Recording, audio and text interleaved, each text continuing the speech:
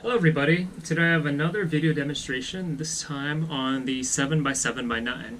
This is made out of an MFJS Meilong 9x9 as well as 3D printed plastic extensions, and goes well to complement the 9x9x7 that I previously made. And these do have the same sticker shades, cut by Chewy Stickers.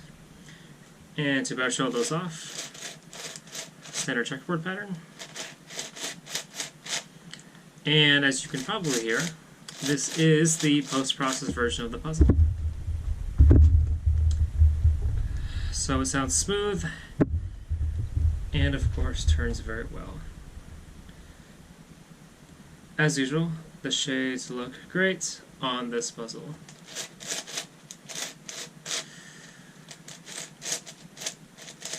And to demonstrate well, not demonstrate, but to show how this was modeled,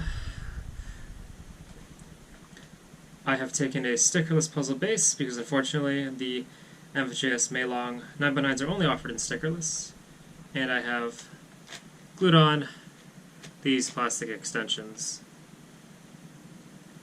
So that is how the puzzle has been extended, and then these cross sections I just have these thin edges that cover up the pieces. For size comparison, a nice thing about the Meilong line of puzzles is that they are quite small, which makes handling these modified puzzles very easy. So this is a size comparison with a standard 3x3. This is a MOU RS3, magnetic 3x3. I think it's 56mm. And then here is a, I still don't know which one this is. I think it's an Alfu magnetic world record. But this puzzle is quite small and very easily handled. As for turning quality, this puzzle does turn quite smoothly. I will do a full scramble in a bit, but I think I have to show the obligatory corner cutting capabilities. Just like with the 7x7x9, I do have this set to be a little bit tighter. That way that pieces are not as susceptible to pops. And of course, the one that matters more is the full misalignments, how well it cut through that, and it does it pretty well. Reverse cutting is fairly non-existent, although it can be done. And then, of course, the white and yellow sides cuts just as well.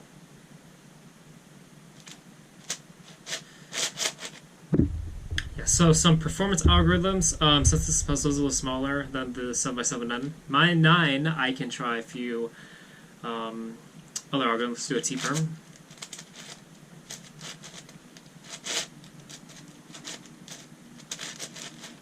I did struggle a little bit there, but it does turn well enough for me to get through it. That one was a little bit better. That's T-perm. Some more appropriate algorithms are Cuboid algorithms. So let's do the adjacent center swap. Swap the red and blue edges, and repeat. The puzzle is a little bit tall for me. It's hard for me to keep these layers from coming out of alignment when doing those algorithms, but it is still doable. Center swap algorithm, swap the orange and red centers, or edges.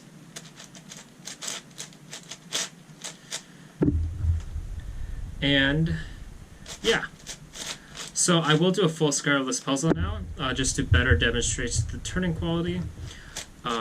So first, this is a tower, shape-shifting tower puzzle.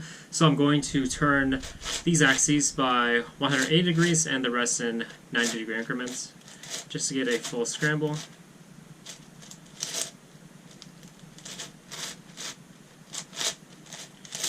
I don't want to do any shape-shifting moves yet because pieces will bandage together in a way that, I guess I should say that same color pieces will be bandaged together, and as such, a full scramble will not be achieved if this process is not done first. So generally turning-wise, it does turn and flow very well.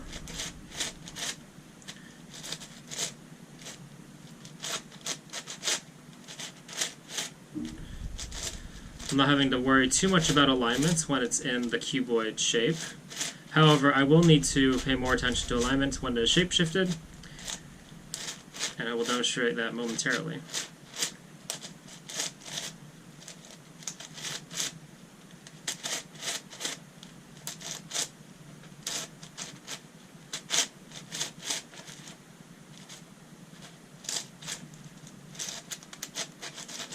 I would say that that is a sufficient scramble without shape-shifting. And now I will go ahead and turn all the layers with no restrictions. So that means 9-degree increments. And the puzzle does become quite a mess quite fast. And because pieces stick out, it can often be difficult to tell whether or not a layer is aligned. And as such, that's why it's better to have the puzzle set to tighter tensions. That way the pieces do not pop out if you attempt to make an illegal move. And of course, it's always good to slow down and take your time, especially when handling a puzzle of this high order.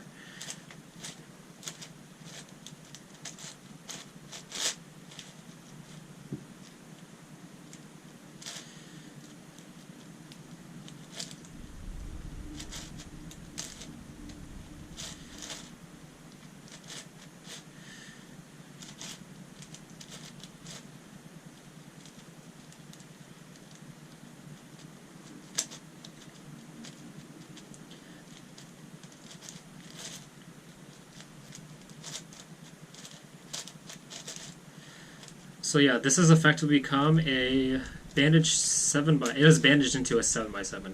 So the first stage is to solve the 7x7 stage, get it back into shape, and then solve it like effectively like a 3x3x5 or a 3x3x4, any other tower cuboid.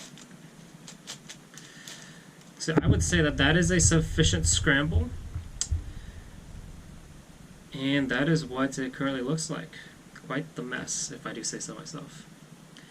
Anyways, I need to solve this and ship this out. Thank you all so much for watching, and I will see you in the next video.